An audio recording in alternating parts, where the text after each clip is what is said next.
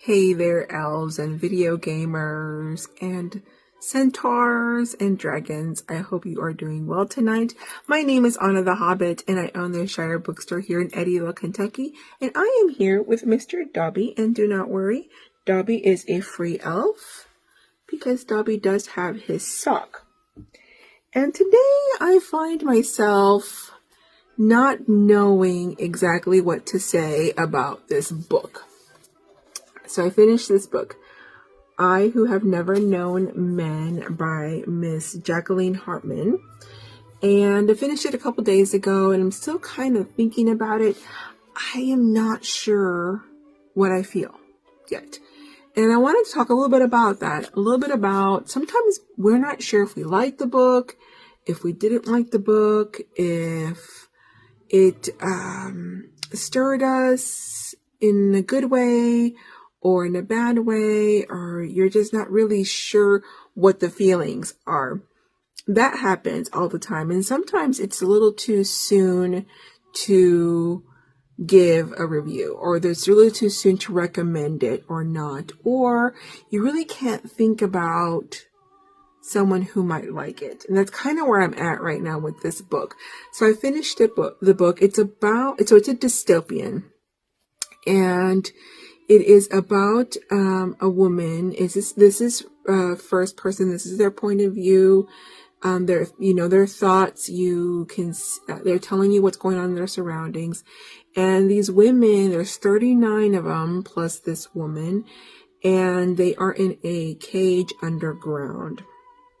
The book is not violent, but they are being held captive, and we don't know why. And then they are able to escape.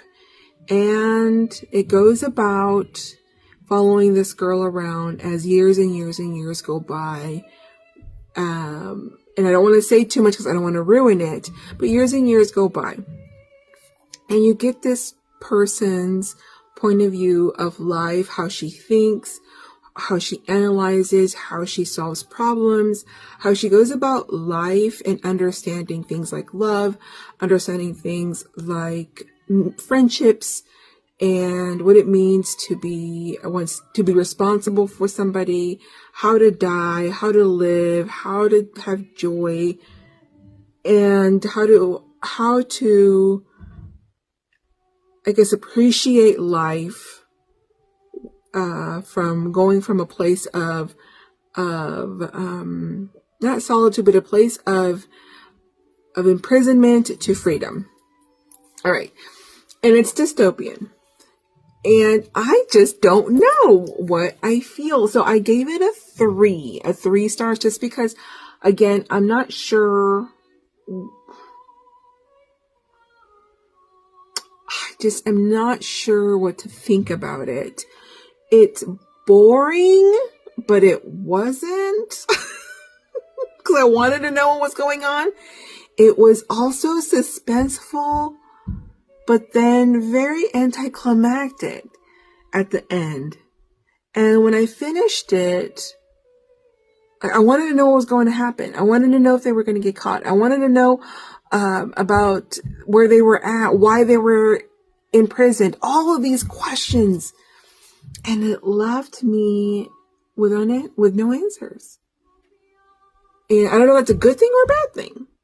So anyways, I don't know what to think about this. I might have to hear your comments on this. So there's been a lot of comments that I've been reading about it also. And some of the stuff they're saying, I get, but it wasn't that profound to me. And then some of the other things that I think about, no one's really talking about. And so, anyways, let me know if you've read this book, I Who Have Never Known Men. I read a little bit about her. She died in 2012. Her family left Nazi-occupied Belgium in the 1920s, I think, or early 1930s. No, not 1930s. I think 1930s. And so they left and moved to Casablanca, Morocco, where she then got educated, and a lot of her family on her father's side was killed by the Nazis. So you do get a little bit of that feel in the book that it does feel like a concentration camp. There's a lot of nihilism, I guess, and that's probably where, now that I'm thinking, that's probably what it is. It's nihilistic. If you feel like, what's the purpose of this? Why are we here? And there's no reason why we're here. There's no reason why we should do things, or there's nihilistic thinking. You might find, and if you like that kind of mentality or that kind of world, you might like this book. So that's why I would recommend it. Somebody who knows that at the end of the day, there are only certain things that count. Maybe a little bit of stoicism there. But anyways, very interesting book, to say the least. And again, I'm still not sure. So I gave it a 3. This can change. Our reviews, one of the things I want to give you freedom of doing is sometimes your reviews change. I've had that happen before, where I have a 2-star book and someone says something and I'm like, oh, I missed it.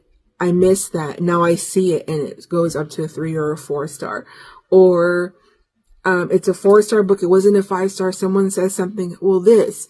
And I'm like, whoa, wait a minute. Complete 5-star. Or you know what? Never mind. I completely overthought it. I gave it more than, usually to me, it's a low star to higher star.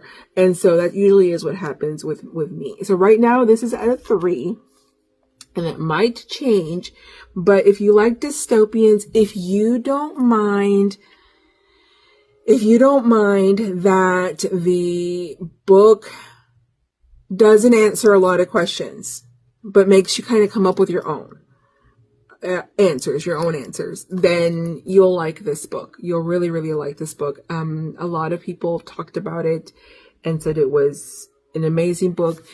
Are there perspectives of life that she sees because of where she was at that you can resonate with? Absolutely. Are there some quotes there that you can apply to your life? Definitely those things.